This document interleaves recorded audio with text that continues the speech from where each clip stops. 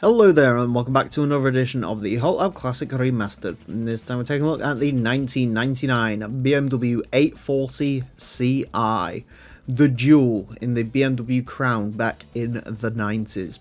This is gonna be interesting. The 740i, which is essentially the saloon version of this, we've had go around, and it wasn't very quick. It's about 17th from the bottom, which doesn't sound like a lot. Until you remember we've had 207 cars go around this track. Then it starts to sound quite bad. So I haven't got high hopes for this, but it does weigh a little bit less and it looks, well, awesome. So maybe the track will be kind to it. It should be more aerodynamic, at least in the 90s way of making cars aerodynamic, which was giving them pop-up headlights. Can we revisit those days? Maybe. Anyways, front engine rear-wheel drive, 421 horsepower, 1,686 kilos, as I mentioned. Statistically, isn't great, but we'll see how it gets along. It is going to get 6 laps of the Motorsports Land track in order to set the best time it possibly can. Our current leader is the Mitsubishi Lancer Evo 6 rally car, set a time of a 27.718. This 840 Ci obviously is getting no way near that. As I mentioned, the 740i is way down. I think it's got a 32.767, so hopefully this will be quicker than that.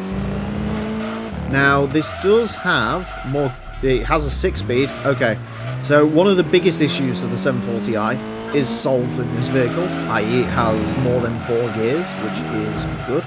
It hasn't got some sloppy auto box, or maybe it has, and it's a very sophisticated auto box. I think is more this is a manual. Interestingly, because this is Gran Turismo 2 and choices they made with BMW cars make no sense whatsoever, this is not the quickest version of the 850. That would be the 850 CSI with its V12. This is just the standard V8 model, but never mind, we can still make this work. 8 Series BMW, I love this car. It's such a...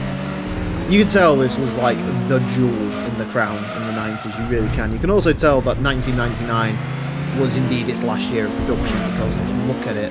This car could not exist beyond the 90s.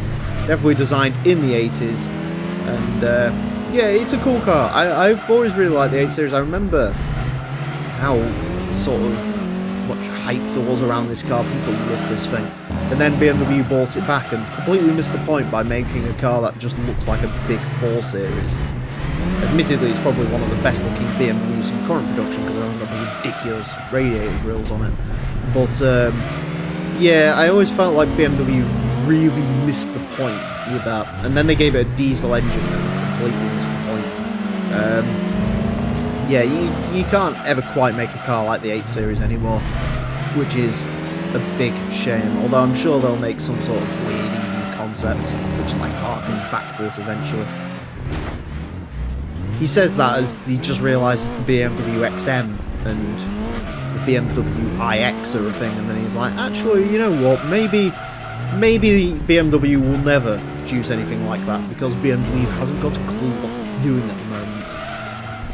Anyways, while this car is quicker than the 740, it still isn't brilliant. Who would have guessed a big, lumbering car like this? The problem is, with this, is it weighs an awful lot, and the power figures aren't actually all that great on it, and what you really end up with is a car that, if it had more power, would be a lot quicker, and if it was a lot lighter, it'd probably be a bit quicker. But because it's neither, it's just very sort of disappointing to drive. It also, the handling is quite bad. And I will say, this is not me driving at my best, but that is a very disappointing car to drive. That is not good. Like I say, it doesn't make enough power and torque to get itself out of trouble. It's not something like the Camaro 30th anniversary, or indeed even that Dodge Charger we had a couple of episodes ago, where that makes so much torque that it sort of offsets the weight. It doesn't quite have enough power, and it just weighs an awful lot, which means the handling's all over the place. it just feels like a heavy car. It's not good. It looks exquisite, but it's not a good car to drive. Yeah. Could it have gone quicker? Maybe there's 0.2 in it. But even if there's 0.2 in it, that still means it's not a quick car. 31.967 is going to place this into 162nd place. It is quicker than the 740i. It's about a second quicker, but that's still not saying much. It goes in between an Integra and a Nissan Silvia, quicker than Nissan Pulsar, Mitsubishi Mirage. None of this is making this sound any better, is it? It is slightly slower than the 323 Ci, which also wasn't very good to drive. Had a lot of the same problems this did, but it weighed a lot less. Slower than the Elise Sport 135, again, not a good car. Slower than the Dodge Charger. So, if you're in the middle of a midlife crisis and you're not sure whether to buy a 1971 Dodge Charger or a BMW 840 Ci, apparently Charger's the right one. I mean, even on a proper racetrack, the Charger is probably quicker because it makes more power than this. I don't know. It's a shame. This car's a little bit useless.